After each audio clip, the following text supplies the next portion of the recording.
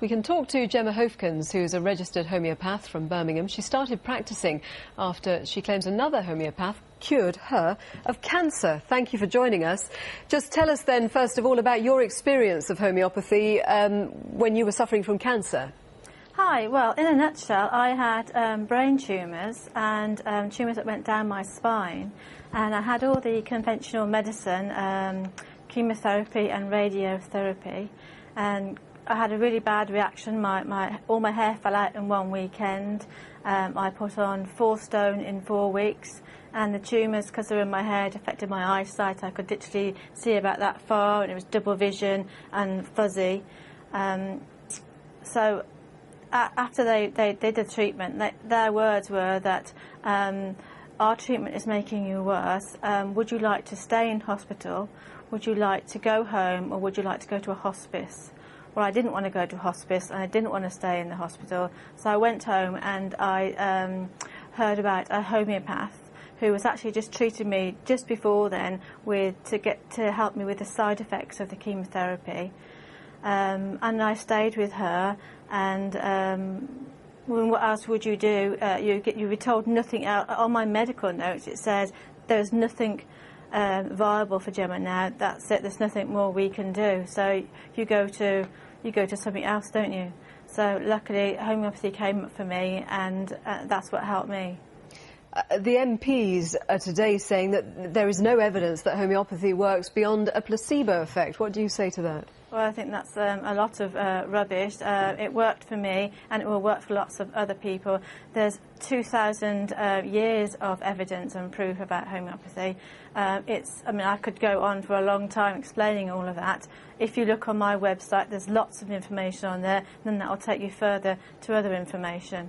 Well, one of the concerns that the MPs have voiced is that they fear that if people sort of turn to homeopathy, they might actually not look to conventional treatments that might be more proven to actually work in their case. I mean, obviously you turned to homeopathy as a last resort, but do you think that there might be an issue that people might hear a story like yours and think, OK, I will go down the homeopathic route to cure my cancer rather than other methods that do have scientific evidence to back them up? I think it's a patient's choice, and they should be informed. It's an informed choice to their health care.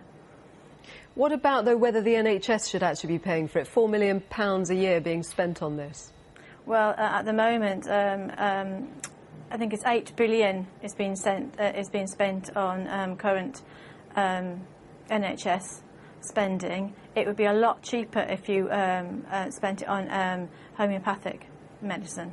Have you come across any other case studies like yours? I mean, the MPs are concerned about lack of scientific evidence to back up whether homeopathy works or not. There's lots of evidence, as I said. Have you come across other people like you, though, who have been cured of something as catastrophic as you were suffering from through homeopathy? Well, homeopathy is about... you can't say that...